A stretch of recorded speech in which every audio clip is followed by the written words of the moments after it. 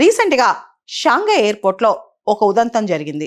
భారతదేశంలోని అరుణాచల్ ప్రదేశ్ చెందిన ఒక యువతి పెమా థాంగ్దాక్. తను యూకేలో పనిచేస్తుంది.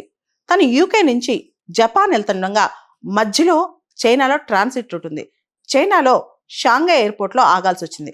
అక్కడ ఈ అమ్మాయిని పాస్పోర్ట్, ఏదైతే ఈ అమ్మాయి పాస్పోర్ట్ ఉందో పెమా థాంగ్దాక్ పాస్పోర్ట్ చెక్ చేసిన చైనీస్ పాస్పోర్ట్ అధికారులు, అక్కడున్న ఆ ఎయిర్పోర్ట్ అధికారులు వాళ్ళు చూసి ఈ అమ్మాయి ఇండియాలో అరుణాచల్ ప్రదేశ్ స్టేట్ అని గమనించి, అరుణాచల్ ప్రదేశ్ అంటే చైనాలో భాగం కదా, అరుణాచల్ ప్రదేశ్ వాళ్ళు ఇండియన్ పాస్పోర్ట్ కలిగి ఉండటం ఏంటి, మీరు ఆగిపోండి అని పక్కకు పిలిచేసి దాదాపు 18 గంటల అమ్మాయిని పక్కనుంచేశారు.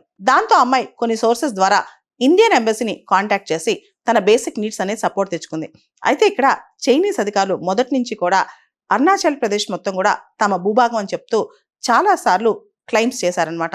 ఒకప్పుడు అరుణాచల్ ప్రదేశ్ చెందిన ఐఏఎస్ ఆఫీసర్స్ చైనా విజిట్ వెళ్ళాలంటే వాళ్ళకి వీసాలు ఇష్యూ చేసేవాళ్ళు కాదు.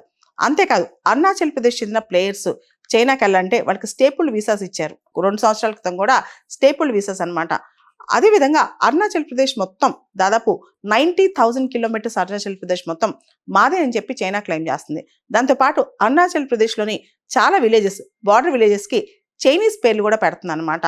ఇవన్నీ పక్కన పెడితే దలైలామా అరుణాచల్ ప్రదేశ్లోని తవాంగ్ వ్యాలీ అక్కడున్న మానిస్ట్రీస్ విజిట్ చేసినప్పుడు కూడా చైనా అబ్జెక్షన్ తెలిపింది.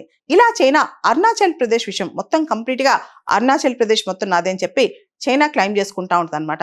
ఈ పెమా థాంగ్దాక్ అంశం ఎవరైతే అరుణాచల్ ప్రదేశ్ యువతి చైనాలోని షాంఘై ఎయిర్పోర్ట్ లో స్ట్రాండ్ అయిపోయిన విషయం ఇప్పుడు దుమారం రేపుతోంది. మన Indian foreign ministry spokes person Randhir Jaiswal కూడా దీన్ని ఖండించారు.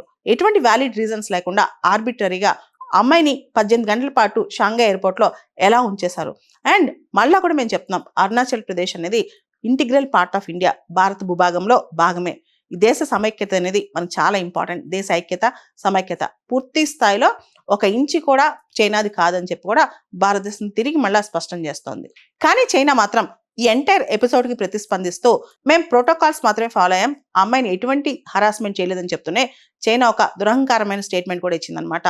అరుణాచల్ ప్రదేశ్ అనేది సౌత్ టిబెట్ లో భాగం అని చెప్పి మేము భావిస్తామని చెప్పి చైనా అంటుంది. ఇది ఖచ్చితంగా మనందరం ఖండించాల్సిందే.